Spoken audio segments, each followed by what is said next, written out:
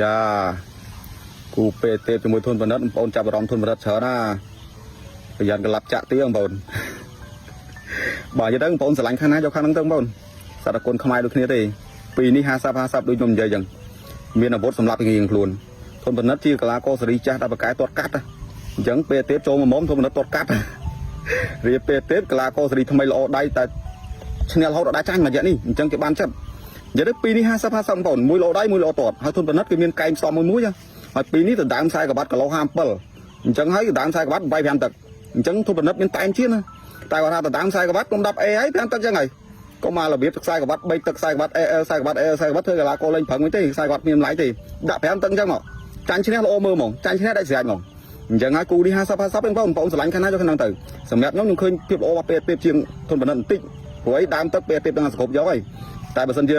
វាយពេញ5ទឹកអញ្ចឹងអាចធនបណ្ឌិតឈ្នះផ្ទុកវិញអញ្ចឹងគូនេះ50ទេ